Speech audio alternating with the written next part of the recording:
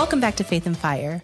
We are here with another episode of After the Sermon, where I get together with a few of my closest gal pals and we chat about a sermon that we just saw and give you a take. What did we see? What did we hear? What do we think about it? And you get all the dish. So today's sermon, we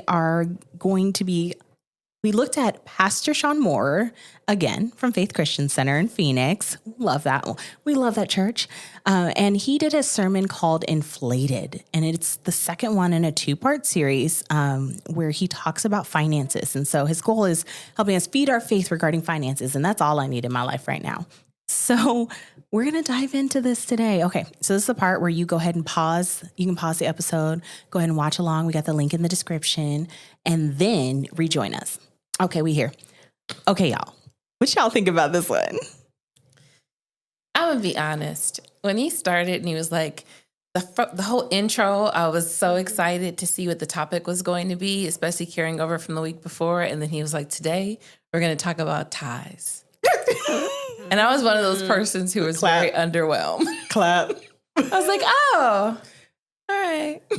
Agreed. I felt the same way. I was like, okay, tithes, another sermon on tithes. Is it common that so I'm not gonna lie, in the AME church, I don't know that we've had a lot of sermons on tithes. This was different for me.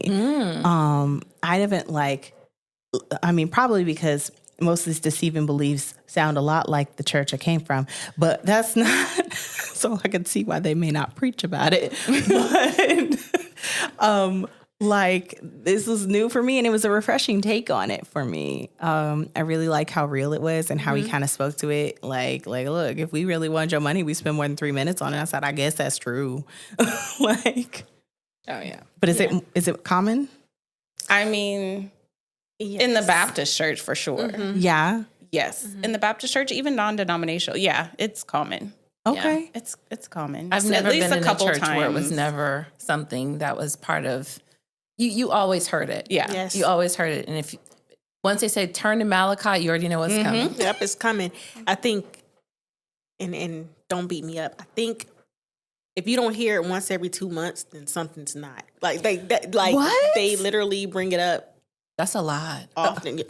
Listen. Okay. I feel like twice a year. I feel like twice a year is when I feel like that's about right. And usually it's at the end of the year, beginning of the year, like the financial, when people are making their financial goals or year-end giving or year-end offerings. And then maybe halfway through the year, it may not be specifically tithes, but it'll be something that has to do with giving. Yeah. Okay, so let me level set. So I go to I come from AME, but I'm currently going to a non-denominational church.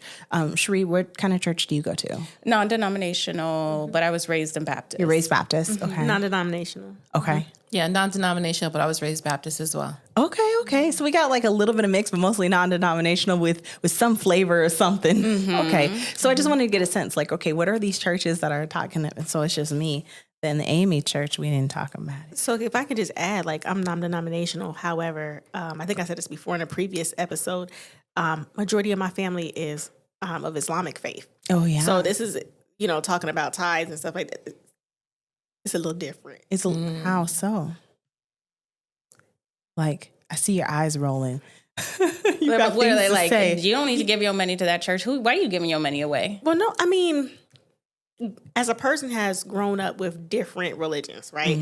I have an aunt who's a Jehovah's Witness too, right? Yeah. And so we would go visit the hall. And like I said, majority of my family is of Islamic faith. And so growing up, we were allowed to kind of pick who we wanted. My parents never forced anything on us. Sure. But I would say the only church, let me see how to put it. The only place I've been to is a church, because everybody else isn't considered a church, that would ask for tithes. Okay. If you go to the hall, the Kingdom Hall is what they call it when you're Jehovah's Witness. There's a box out front. You can put your money in it if you want to. Nobody is passing around the plate. Nobody's, it's just for you to do. And whenever. It's not part of their doctrine. It's just if you want to make a donation. Right. Then you just do it.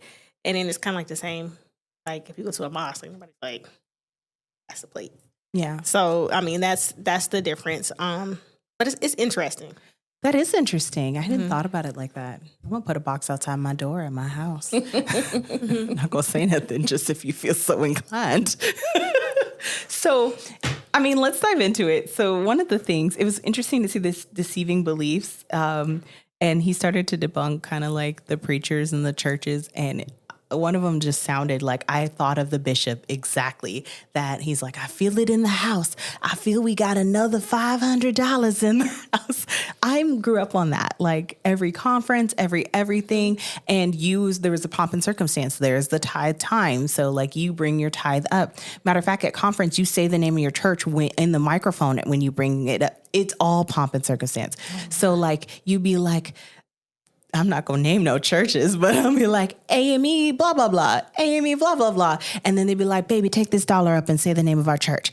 Like, yes, to try to get it. And then, yes. Make it seem like your church is representing with your dollars. You send every baby get $1 and you tell them to say the name. Wow, and I've never seen that. I've never seen that. So that's, I think, maybe to give some context to why this was different for me, is it was a whole different flavor on like money in general. Like, it's just like, oh yeah, you need to give it to the church. Matter of fact, your assessment came in, but now we got the special offering and then you got the special offering because we're doing a special campaign for the new sanctuary add-on back, It's the whole thing. Like, it could be a 30-minute offering.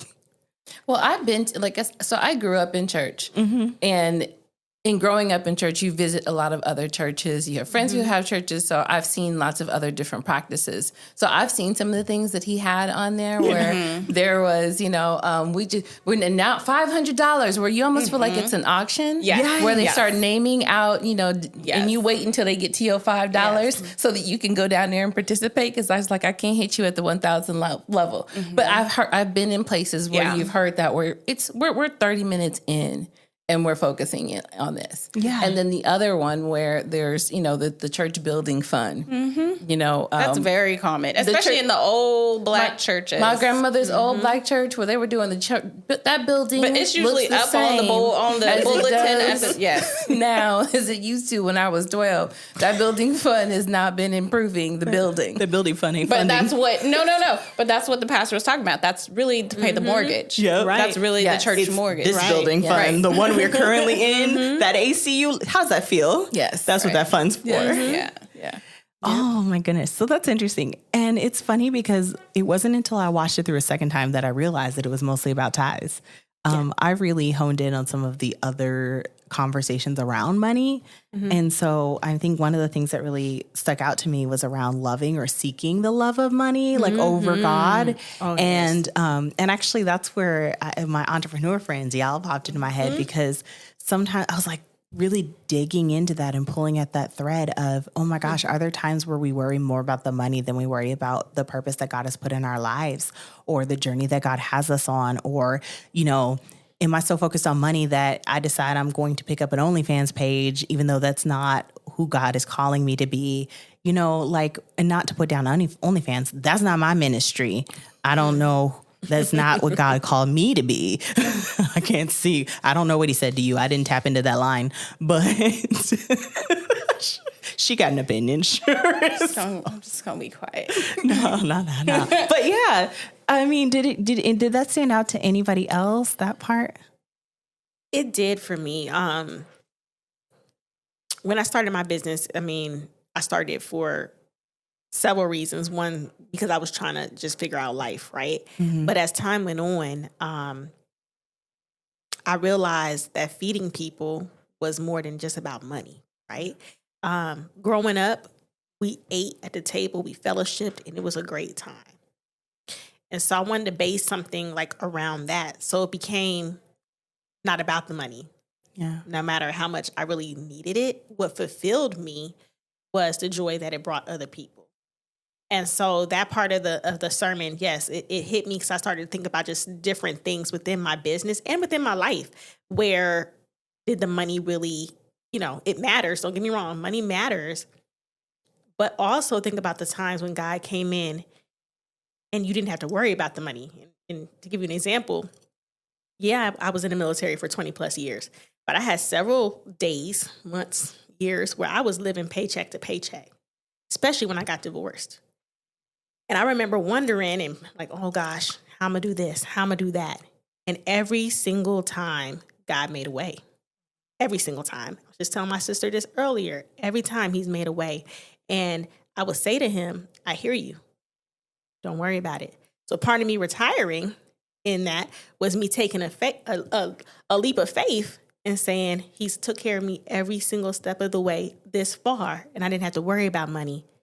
And as I do believe if you continue to pour back into people, he pours back into you. But you got to do it for the right reasons. Don't just do it expecting something back. But I say that because once I retired and I really started helping people and doing the things I feel like he called me to do, I have not lived paycheck to paycheck. And I'm not saying that I'm saying that he has continued to take care of me because I truly trusted him. I had to jump. Yeah. So, I mean, I think that's a great thing to tie into that. You have to figure out why you're doing things. Is it monetary or what's your purpose? So check your motivation. Yes. Yes. Mm-hmm. I like that because like if you're following God's purpose and you're pursuing that, then the money will come. Yes. And that really reminds me of the story that we talked about when I think it was a while back. You were on an episode and we were talking about our businesses and just how we make it through. And I think that was one of the stories that you shared about how God just keeps you and you just listen to him and he just shows up. Yeah, it's funny because so I quit my corporate job 5 years ago to pursue what I believe God called me to do. Right. And so in me doing that, the Lord gave me some very specific instructions on a date. This is the date that I want you to quit. And there's no ifs, ands, or buts about it. Of course, they offered me a promotion. They offered me all kinds of things. Right. And I was like, no, this is what God said. March 15th is my last day. And it was my last day. And it was also the time of bonuses. And nobody had gotten their bonuses yet. We were still 2 weeks away. So my last day would have been before bonuses went out. I said, I'm quitting. And the Lord was like, ask for your bonus. I was like, okay. I asked for my bonus and they gave me my bonus early. So when I quit, I already had money in the bank, right? And then after that, the Lord money just kept coming from all kinds of different places that I never would even met. The pandemic, the world closed down. So that was 2019. Even in 2020, I still had money coming in. I had angel investors. I had checks in the mail. That same company that I quit, I got a check for $5,000 from 2 years later from a class action suit for somebody. So I had no clue what happened, but somehow a random check showed up right on time. I got a check from my credit card company. I got just random money. I always had more than enough. And it was that I think my problem is, they say you were talking about the love of money, right? Yeah. It's like the opposite. I'm not worried about money. And sometimes that's a problem because I do have bills to pay. I do have, when projects come up, I do have employees or subcontractors to pay. But all I'm worried about is getting the project out or doing this or doing that. And so fast forward now, the Lord was like, get a job. I want you to get a job, specifically at Target. So I have I call it my side hustle, but it served a very specific reason, right? And now I know it wasn't about the money. It was about a boot camp. It was about character development. It was about so many things. Like I could write a book on the things I learned from being at Target. And now it's so funny that you say that because now the Lord's like, the provision has left. I'm paycheck to paycheck. I'm not even paycheck to paycheck. I'm like struggling. I'm like, Lord, what happened? Right? I mean, yeah, I'm like, what happened? Like, I literally, and I don't have I'm staying with friends and family. It's like, I don't even have overhead like that. So how am I not making it? And the Lord's like, it's time for you to quit. And he's giving me a date again. And I'm like, okay, but what am I going to do? Because I got bills now. I do have a car and I do need to eat and I can't. And he's like he said, remember when I took care of you before? Mm-hmm. Yes. I did it before and I'm going to do it again. Mm-hmm. But it's harder now because I was in LA when this happened and I was away from my family and friends and all those people, of influence that are in your face and see you every day. And so what are you going to do? And what about this? And what about this? And so now it's it's so much harder because I have them in my ear and they have them in my face and they can see, oh, you're not going to work today, or where's your bills? Where your money coming from? How are you going to do it? And it's like, I have that weighing on me, and the Lord's like, did it before and I'll do it again. Yeah. Yes, he will. So, yeah. I love your faith. You just that trust. Just that trust in him, his word, that he's speaking to you. I also love that you got a date again. Girl, how you get this direct guidance?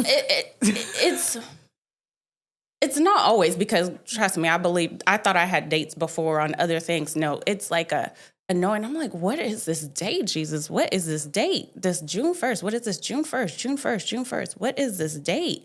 And it's like, it takes a lot of prayer. Like, but it's one of those like annoying nags, like that date. What is it about this date? Is something going to happen on that date? Like, what is it about this date? And so it's just really in praying and seeking that's kind of what it comes. And then just confirmation through other things, and then just things going on at work. It like where I loved it before and it was this peaceful thing, and now it's like chaos, and I dread going. And it's like, okay, the season for that is over. I got what I needed. It's over. And it's so funny because I've been there 8 months, and one of the guys at work the other day he was asking me how long I've been there, and I was like, 8. Well, I started in August. And he was like, oh, so it'll be 9 months. And I was like, yeah, it's time to birth this baby. And I was like, ooh. Yeah. I didn't even realize what I was saying. I was like, and I stopped and I was like, is that you, Jesus? It's time to birth this baby. I was like, okay. Oh my gosh, I love it. June will be 9 months. Wow. It's time to birth this baby. I love it. I feel like that's how I knew also when it was time to move with my church. Is like you start to he makes you uncomfortable. Yes. And the funny thing is I was wildly uncomfortable before that, but it was a different kind of uncomfortable. I was just ready to do what I wanted to do before. So he wouldn't let me move. But then it was when he had something different for me. And he moved me right before it got tumultuous, because he was like, I need you to focus. You're doing a thing and I need you to focus. And he know me because I try to mind my own business, but sometimes people won't let me, and I got questions. I got questions. Yes. Okay. Okay. So the other thing that really stood out to me, they talked about money, how it doesn't change you and it amplifies you. Oh, yes. They were like, does the world need an amplified version of you? And I was like, ooh. Like, okay, so pause, sit there, imagine like you, and like what version of you would be if you were amplified. But that's why I had to go to Target. Yeah. So he gave me this baby, this dream, this vision, right? This huge vision, right? This like that I don't even really share with a lot of people because it's crazy, right? And I quit my job, and for like 2-3 years I had money. And then I was like, okay, Lord, I'm ready. Let's do this. He was like, no. We got some character work to do. Because if I give you the money, it's amplified. What are you going to do with this money? If I give you the power, the success, the fame, the whatever, what are you going to do with it? So, yeah. Okay. It's a thing, though. I remember I was in this job that I didn't love, and it paid the bills, and I wasn't living paycheck, but I wasn't in overflow either. Okay. And so I was looking for something different. I knew it was time to go. And when I left, I went into a much better position. But while I was waiting to leave and looking for that next thing, I was in this space where I was like deep in study, and I was just really calling certain things in and praying about not just direction, but also resources. And there were certain things that I would confess, and there were certain things that I would affirm about resources, about that I would be blessed to be a blessing, that checks would come in the mail, that all these different pieces and things would happen. And things started to shift right around the pandemic, and kind of during that quarantine season, that shift came for me. And I left that organization and went to a different organization, and all these other components kind of fell into place. And had it not been for that discipline beforehand, when I was really in study, I could have been in trouble and just not stewarding it in the best way possible. Right. But because I was able to take a huge leap.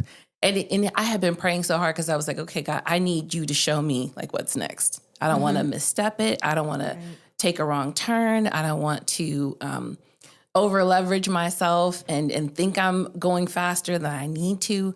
And I was really just trying to I need you to show me I was telling a friend, it's like my Billie Jean moment where I'm just going to stay on this sidewalk until you light up the next one. I said, okay, next one. I love that. Okay, next one. Because I really wasn't trying to be on my own. I really I wanted God's guidance, really light my footpath, please. I love that. And the way things worked themselves out is I started realizing that things that I had been doing in preparation, all those things set me up to be in a position where I was able to maximize thing after thing after thing after thing after thing.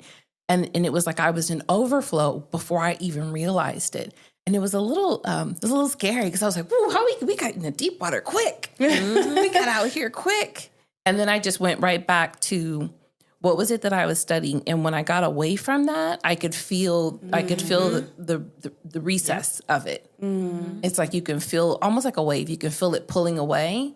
And it's like, nope, put my head down. And when I put my head down and I go right back in, go back where I'm really in that prayer closet, where I'm spending a lot of time with the Holy Spirit, where I'm just really trying to make sure I'm quieting other voices that could cloud me understanding and hearing what God is really telling me for me. Yes. And when I do that, then it's almost like I can feel it coming back in. It almost feels like a blanket being put back over me where I'm like, okay, we out here. We're good again.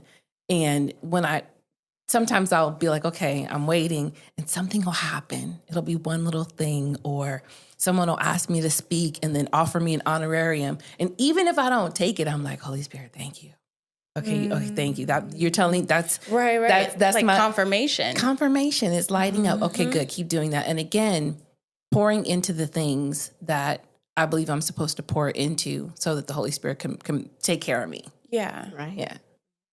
I love that. And I so resonate with that journey because that's where I feel like my business is right now.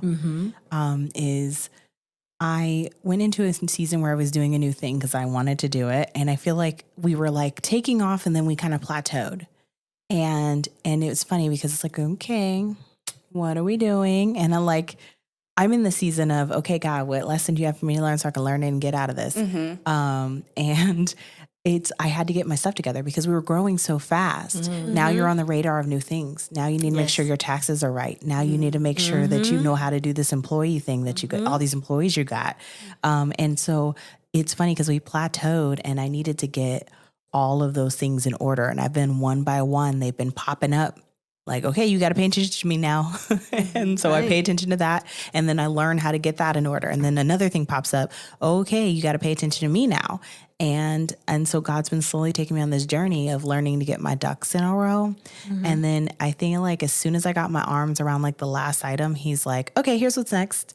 And now me and my manager are talking through where we're taking the business next. And it just it's literally as we started the conversation, it was like, hey, join this pitch competition, get some money. And I was just like, oh, okay. I see what you did there. Yeah. That's beautiful. It's great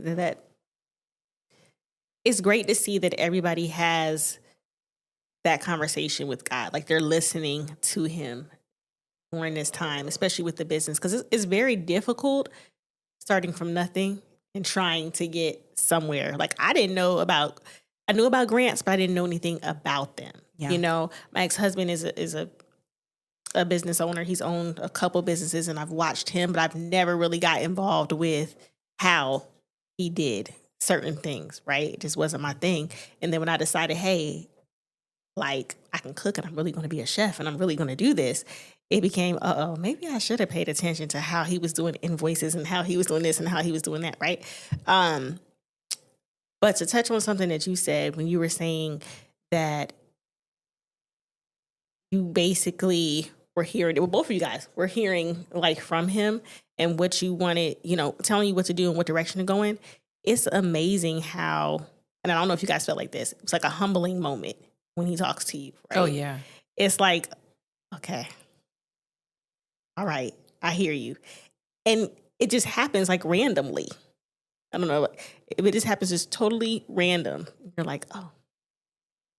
But also in the back of your mind, you knew that you had to do whatever it is that he's telling you, you knew. But he's just reassuring you. So, I mean, I just think that's amazing. I mean, the same thing happened last time with Joy, but like everything that you just said was like, you were like, the Lord was literally just speaking through you to me, like, get back in that closet. Yeah. You pulled away a little bit. Yeah. And I've been feeling that already this week. Like, wait a minute, why is this ratchet song in my head? And I'm not, because normally I wake up with some type of worship, because I start the day off with worship, right? And so I'm like, hold on, Holy Spirit, where you at? Like, or just through the day, I'm like, Lord, where are you at? I can't hear you. I can't hear you. Like, what's going on? What do I do next? Like, tell me, what do I need to do? Like, you've given me this date. Like, what am I supposed to do with this? Like, what's next? I can't hear you. Like, and those moments when he's like, crickets. Yes. And I'm like the day before, yesterday, before we listened, before I watched this sermon and another one that we're going to talk about later, but I was just like, I can't hear you. And then it was like, he was like, I'm going to have Jessica tell you what I want you to hear. And she's going to send you the sermons that I need you to listen to because, but it was just like how, and then I want you to go to this podcast because I have her to say something to you and I have her to say something. And I have her. So it's just like, God's just so dope. He's just so dope. I say it 10 times a day. Yeah. He's just so dope. And so, yeah. And it's funny because we haven't connected in so long. No. It was just like placed in my spirit to reach out to you because when I think I started with Asia and we were talking about like these different ones and she put out a sermon and it's something when I was watching them and I thought of you. You were placed in my spirit. And so I was like, let me reach out and see if she's available. She's probably not available on such short notice. But then when you were available, it's beautiful the way things work. Yeah. God's timing is dope. So God's timing is like so fire for me and that's how I always really know it's him, when things just orchestrate themselves so perfectly, where things just like line up and it's just like, I could not have done that if I had tried. Right. And tried and sat down for hours to create something that tight where it's just this, then this, then this, then this. And you're just like, okay, thank you. I appreciate you. Yes. Oh my gosh. Okay. So it's funny that you said it happened suddenly. Because instantly where my brain went is like, I think when you hear about people hearing from God before it happens to you, or you kind of get to know his voice, you expect it to go like, hi, God, I'm praying. I would like this. And he's like, really, child? What would you like? And I would like that red with the big wheels. Okay. Would you like the hubcaps too? You expect it to be like instantaneous conversation. Like, I'm going to talk to God. He going to answer me right now. And we're going to be done with this conversation. Hang up, click. And that's not how it works. No, because sometimes you're like, hello? Are you there? Mm-hmm. Did I dial the right number? Head on. Let me hang up and try again because, The number you have dialed has been disconnected. Please hang up and try again. Yeah, basically. Yes. I know he did not change his number on me. I'm like, I got ghosted by God. Like you've been ghosted. Yes. Did he block me? I think he blocked me. Like, hold on, let me look him up on Facebook. Where are you at? Check your location. Oh my gosh. But how often, does he talk to you through other things? So they were talking about in the sermon how you'll have something placed in your spirit and then later you'll go just open up the Bible and it'll just confirm. Right where, and that resonated with me so hard because I swear that's how I read the Bible. Is he'll say something to me and I'll be like, did they say something about that in the Bible? And then I'll go look it up and then I'm like, oh my gosh, it's exactly what he told me. And is it just me? No, it happens to me. It happens to me too. No, it happens to me. And I'm reading the Bible through, I don't know how many times, but I'm reading the Bible through right now. Right now I'm in 1 Samuel, reading about King David, right? And how he was David sought God, in everything. He went back. He got his Urim and his Thummim. But in everything, last time I read the Bible through, it was just so that I had familiarity, right? I was like, I can't be out here saying that I love the Lord and I know the word. And I haven't ever even read the Bible from cover to cover. So I read it just to read it, right? Read it all the way through, word for word. Right. And then this time it's a lot more intentionality. But as I'm reading it, I kid you not, from day one, Genesis 1, every single day that I read it, it has it speaks to my exact situation. It don't matter what's going on, whether it's something so like, even when I was in Leviticus, I'm like, Lord, how is Leviticus? You are speaking to me and my situation right now in Leviticus. Like it is my, like Urim and Thummim. The Lord was like, this is your guide to life. This is your GPS. And literally every single time I'm reading, just as I'm reading it through, I'm not going to no particular scripture on this subject or this topic just as I'm reading it through that day, it will speak to my exact situation or thought or whatever for that day. And I'm like, how, Lord? The scripture is weird. It's crazy. What do they say? It's the only book that reads you. Oh, it does. It's the only book that what reads version you. you reading? I Right? need that version. Right. Last time I learned about the Amplified version. The Amplified version. Mm-hmm. Yeah. Do you read that one? I used to. So I had a Joyce Meyer Bible, which has all her commentary in it, but she loves the Amplified. So, yeah. Oh, nice. See, I just bought my son the anime version of the Bible. Does he like it? He hasn't gotten it yet. It's still in the Amazon box. But I was peeping out the other versions. I was like, this villains and heroes one looks real good for me. I was like, You should get it. I might go back and get it. I'm gonna probably look at it had lots of pictures. and as one who's still on their first pass through the Bible, I think that would help. The for animation. Me. Yeah. For me, I had to listen to it. I can't remember what the project was called. This was maybe like 10 years ago, I guess. And all of these actors, Angela Bassett, Denzel Washington, Courtney B. Vance, all of these beautiful actors put their voice to the Bible. And it's just scripture. They're just reading it. Yeah. There's nothing else going on. They're just reading it. And because they're doing such a dramatic read, right? It just brings certain things to life. And sometimes, if they'll be like, and David was with the sheep, sometimes they'll play little animals in the background. So you get you just get this whole vibe. But for me, when I really got into like Audible and started like not having as much time to sit down and read things, I got that version. And going through it that way, it was like, I felt like it was a different understanding of different things. And you could hear people's voices and all these different components. And like right now I'm reading about fruit. Cause I got real interested I wanted to know a little bit about like production and like making sure I'm fruitful. Mm-hmm. And I was like, okay, so if my season feels like it's a little drier than it should be, then is my produce what it's supposed to be? Like where am I in that season? Is it planting? Is it harvesting? Is it seeding? Like, where am I? And I was like, okay, let me go back and just see what scripture says when it comes to I love that. Fruit. And it's amazing. Because at first I just like went in a hardcore Google search for like 30 minutes. Any scripture that has something to do with produce, fruit, or a tree. And I just wrote them all down. And so then as I've started to study one after the other, because I went in chronological order and started in Genesis, which will mess you up. Because that first tree is the tree. Right. And I was like, oh, this is it's so crazy when you look at it and when you can see it so plain. I felt like there was some confirmation for me in just what I needed to do. Because I really keep getting this message of discipline. Mm-hmm. And I'm tying this all back to what you said about your amplified self. Yeah. And it's like God has showed me before what Pastor Sean said about money not changing you, but just like amplifying who you are. Yeah. And I was like, so which version of me do I want amplified? Right. Do I want the wildin' version? Right. I want the disciplined version of me to be amplified. So that means I need to make sure I'm redisciplining myself now in this version so that I am a disciplined version of myself now. And now we can call in the resources and the overflow. Right. Before we're just out here and resources are coming and in these streets. Yes. That's good.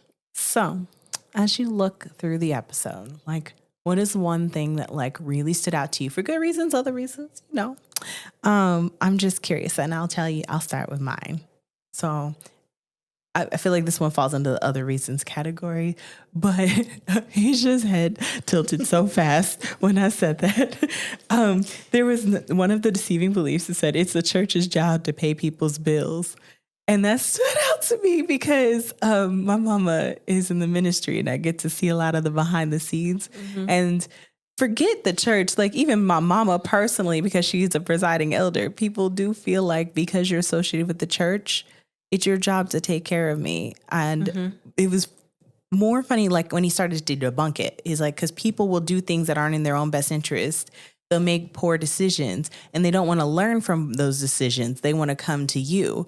And it's funny because sometimes they have insight into what decisions were made. Like that person is driving a Lexus, but they can't feed their kids. Right. And then you like, it's like there's a lesson to be learned about how we allocate our resources.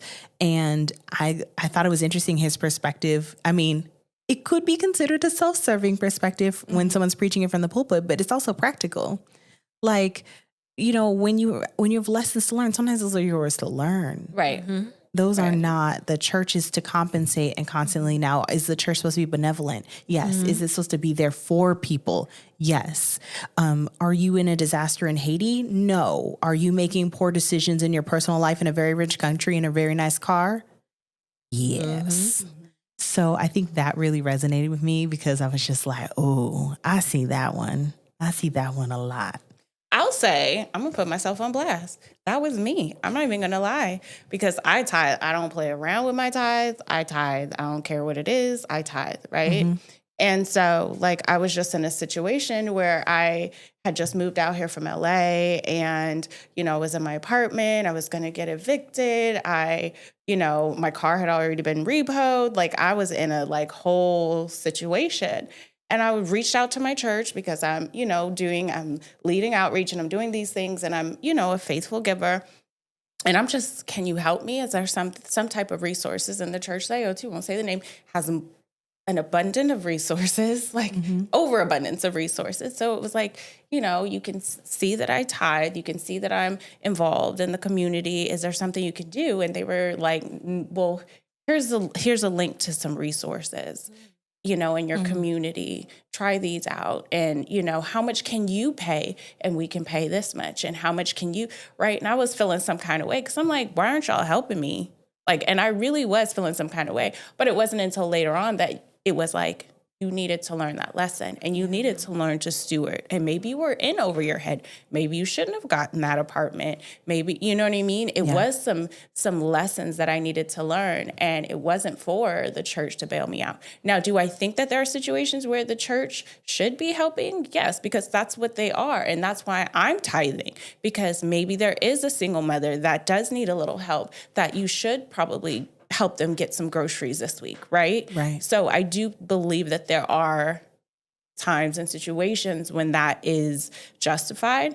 But then I also have learned that, in retrospect now, that, there also are some times where the church also does use wisdom and discernment in saying, no, baby girl. Maybe not this time, baby. No, Here's the baby website. girl. But I love that. And I love your testimony because I think it's so important for people to hear from people who've been there. And I don't know that we often talk about the lesson that's in those hard times where I was like, you're going to get through. God's going to take you through. But we don't talk about what you need to learn while you're in there and how that's going to make it shorter if you just go ahead and learn that lesson. Just embrace where you're at. And so I just think it's a treat every time you share kind of what you've been through, because I know that someone out there needed to hear that. And they needed to get some context, and they're looking around their situation. They're like, oh, this might be intentional. Yeah. And that's beautiful. Okay. So what y'all hear? What stood out to you? So for me, it was about, because again, I've heard tithing messages before, but I really, and I heard a little bit of it, but it really made me think about there's more than one way to give. Yes. And it's not just your finances. There are your time and your talents that can be just as valuable, especially depending on where you give them and how you give them, who you give them to. And I think those pieces are just as valuable, because sometimes it's easy for certain people to give money if they are in abundance or overflow, and not as easy for folks to give their time. And then, as he's saying, if you've been doing this for a while and you start off and you really never fall off, it's easy to give, it's muscle. Yeah. It's a muscle. But there's other muscles, I think, sometimes that we can flex. And when people don't have financial resources to give, I think sometimes, depending on what church body they're in, they can be made to feel like they don't have anything to contribute. When offering time comes around. I remember being in those times when I was younger, when offering time came and me and two of my friends, we got like $3 between us and we each got $1 and we're just putting it in there like, Lord bless it, multiply it. Did you say the church's name? I'm just kidding. No, because I don't remember them because I don't go there anymore. But just there are other ways to contribute. There are other ways to give. Yeah. And I don't think we talk enough about those in those messages. I think that part of it needs to be added in. Absolutely. It needs to be the amplified version. There we go. That's so important because for some people, it's easier to write a check than it is to give their time. Maybe that you're giving your time is the real sacrifice. Like for me right now, wherever I spend my time, that's a sacrifice because I'm just like short on it. Yeah.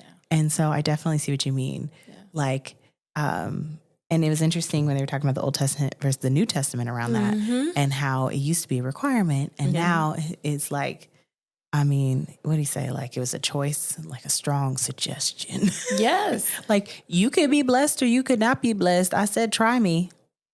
But also the way that you give in the different ways, you know, one Sunday you could be giving something out of your bank account and the next Sunday you could be giving 4 hours of your time and service. You know, I think you have to listen to that conversation between you and the Holy Spirit. You know what things look like. And then also your gifts are not for you. They're to be given. Those gifts are not for you. Yeah. They sure aren't. Yeah. So if you give those gifts, then someone else is getting what they need. He said, I gave you this so that you could give it to them. Why you didn't deliver the gift I gave you? Yeah. And you over here asking me for something and you haven't given what you have so that they could have it. It's You're not Amazon. You didn't deliver the last package I gave you. You're supposed to deliver that gift. When you say gifts too, it always makes me think of that saying, your talents are gifts from God and how you use your talents are your gift back to God, right? Exactly. And so it may be that you give your tithes, right?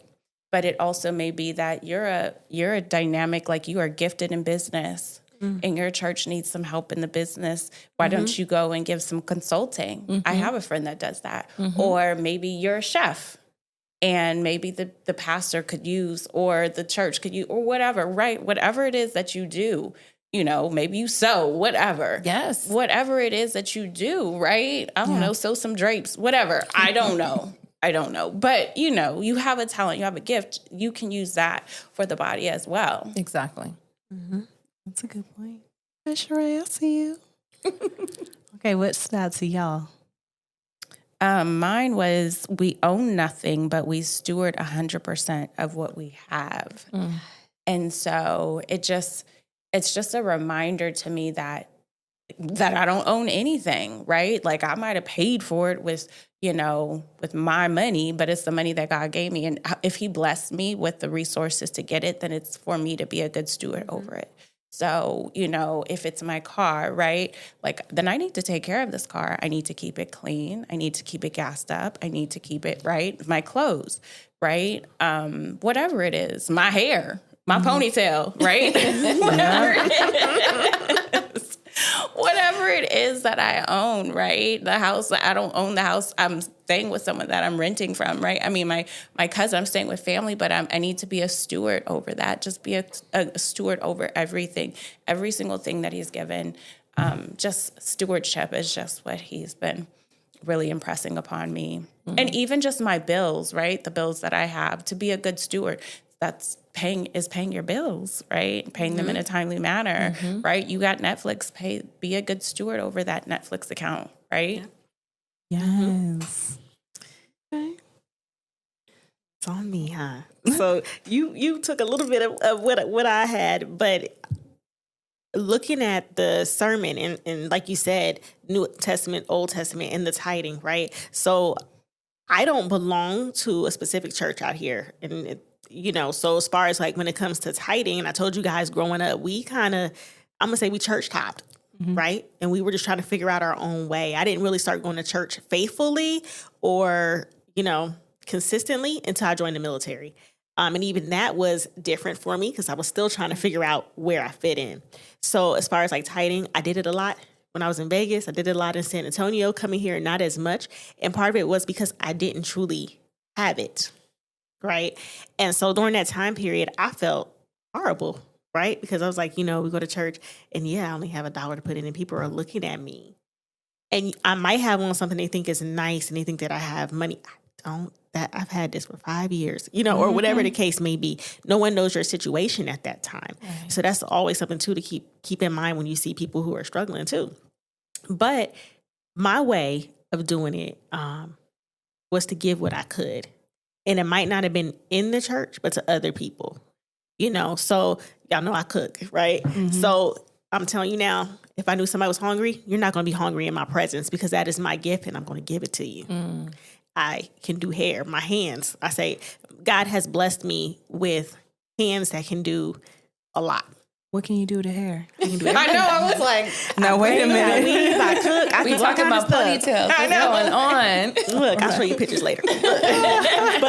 but these things that he has blessed me to be able to do, people are like, well, how much? Nothing. It's beautiful. Well, Asia, you just did my daughter's hair for school. Okay. You like, yes, I did. I did, but I didn't do it for the money, right? I did it because I knew you needed that done.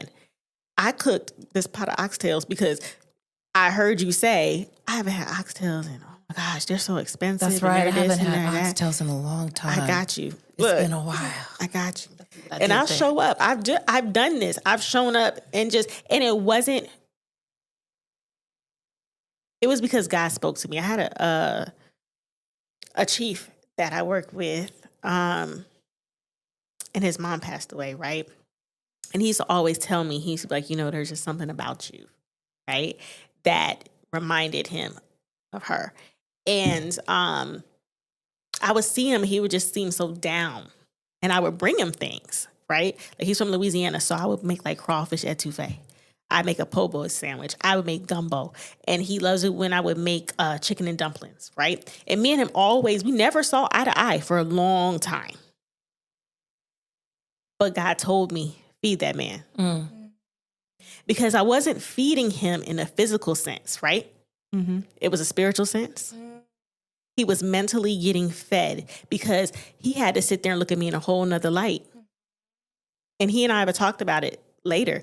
And I mean, like, you use that gift, and my tithe was to him to get him to a peaceful place because he was not at peace. Yeah. And sometimes people who don't treat you so nice, you got to show them a little something different. So that was like my tithe. But that's what I took from that. And it helped me feel better because in the moments when I couldn't give, I still was giving, even though it wasn't in a monetary way. Mm-hmm. But he also said something. He was like, but it's kind of like when you know better, you do better. Yes. When you make more, you do more. Yes. And I think people forget that.